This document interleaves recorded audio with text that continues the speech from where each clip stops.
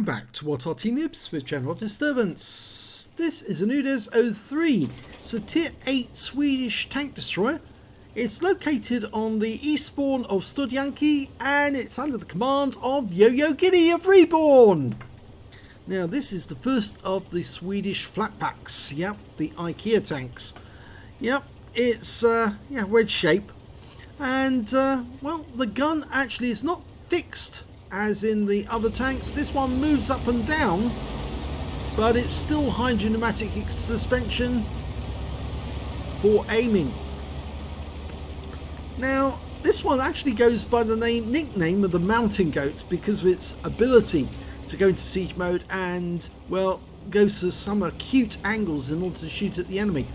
And although the armour is incredibly thin, very thin indeed, because it's so well angled, enemy rounds will, well, they should just bounce off.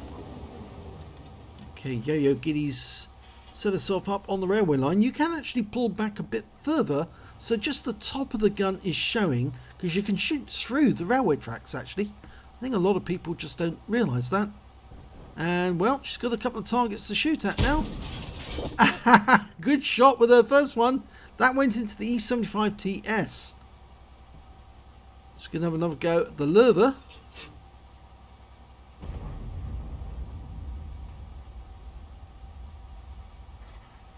Can she get the round in him? Yes. Oh!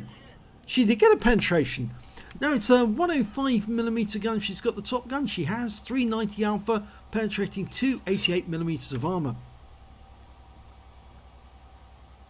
Now there is a panther in the woods to the north. Now he might be a problem for later on.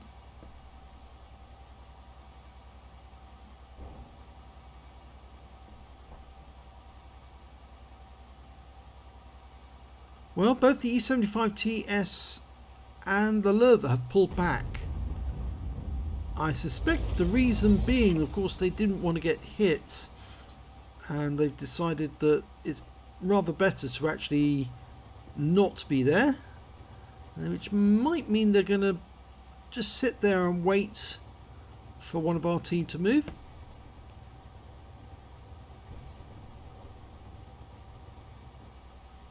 One member of our team was actually trying to suggest that somebody go up. Oh, big mistake by the IS-22. He's now blocked our firing, but we do have an IS that we can hit instead, and the round goes into him.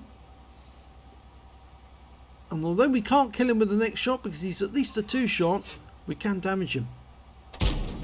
Yeah, that one went right through the cupola, and now he's backing up. He's backing up. He's going to run into the Lerva and he's going to die if he stays where he is.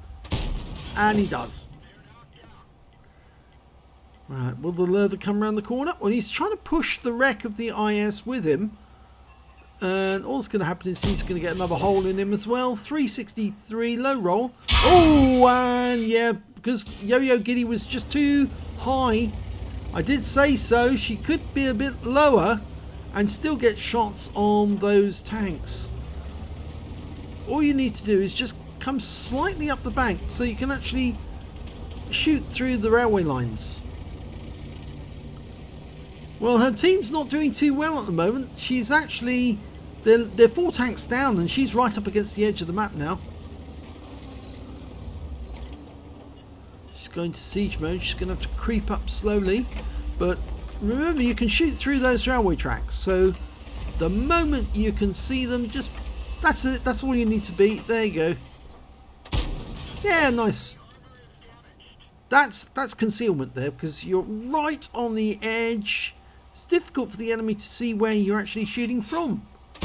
And she takes out the Lerva. So she's got 2 kills now. A really good firing position from back there. She did take a couple of rounds though. You can see they went through the front armour, and of course they overmatched the armour because it's so thin.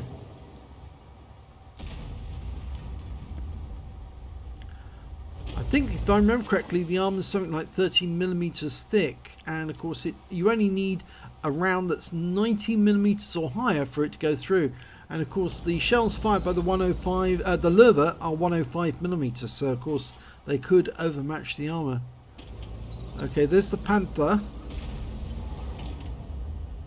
Now the Panther fired into her side, so I think that's how he managed to get his round through, because he hasn't got a 105mm, he's got a 75mm high velocity.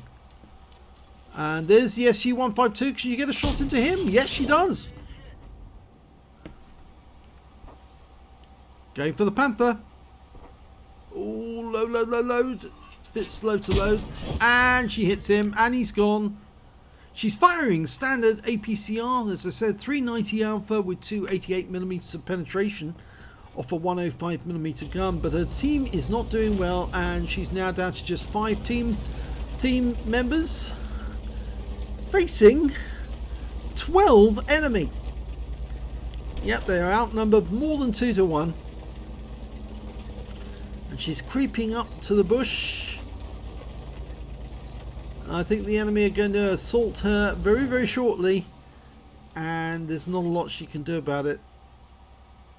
Oh dear. There's the E75. She can get a shot into him, and she does. 466, but was she seen? No, she wasn't. So the SU-152 has not come down yet, but there are some fast-moving light tanks on the enemy team, and I expect some of them will be on their way over here. And she's now all alone against how many opponents? 10. 1 against 10. Fearful odds.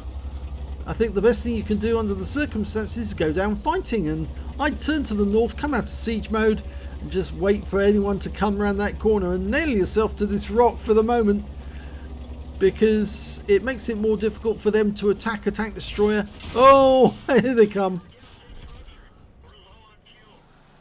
There you go. So annoying, but not a lot she could do because she did her bit. At least 4,000 hit points of damage, but her team fell apart. Let's have a look at the end of battle stats. Well, it was the second class tanker for Yo-Yo Giddy in the UDES 03. She managed to get a sharpshooter and a master gunner, as well as a fire for effect out of the minor medals. But she did pick up a battle hero medal. She got a high caliber for dealing the most damage in the game, and she got a tank sniper as well for doing the most damage at least 300 meters. And her win rate from the game was 5,173. If we look at the team score, we can see that she did get the highest damage, 4,062 hit points of damage. Next highest scorer was that E75TS with 2321, and after that it was the IS with 1828, but she took both those guys down, or rather she took them. No, she didn't kill the IS. Sorry, my apologies. She didn't kill that IS, but she did damage him. It was that IS that she killed, the one down at the bottom. When it came to kills, again, unfortunately, it's on the enemy team that they get the highest with 4 kills, the E75TS, 2 kills for the IS, 2 kills for the Panther, and 2 kills for Yo-Yo Giddy. And when it came to base XP, it was the enemy team. Yes, the AMX 1357F, the one who killed her, got a patrol duty and 1,102 base experience. 930 went to the TVP VTU, and 817 went to that Panther. She fired 11 rounds, got 11 direct hits and 11 penetrations, so every shot she fired hit the mark. 4,062 hit points of damage, of which 3,632 were at more than 300 meters. She received 6 hits from the enemy, all 6 were penetration. The armor is not really made to fend off rounds, unfortunately, unless of course they're less than 90mm. In fact, or they're not hitting directly from the front, so they bounce off. 5 enemy vehicles damaged, 2 killed, and 115 hit points of damage assistance. On a premium account, she earned 44,492 credits. She got 30,000 credits for completing a mission and 5,184 for courageous resistance. Total 79,676. And after repair and ammunition resupply, she took away 57,002 credits. She got 2 bonds, one for the high caliber, one for the tank sniper, and 735 XP. 435 for courageous resistance, 1,170 for completing a mission, and took away 2,340 experience points altogether. Well, there was not a lot that Yo-Yo Giddy could do really under the circumstances. She did do a lot of damage to the enemy. It's just the rest of her team let her down, I'm afraid. And on this occasion, yep, it just didn't work. So facing that many enemies there was not a lot she could do except fire at the first one that came over the rise, but on this occasion she wasn't ready for him, and well, he got the better. So if you enjoyed that replay, please give this video a like and do subscribe to our channel, and thank you for watching.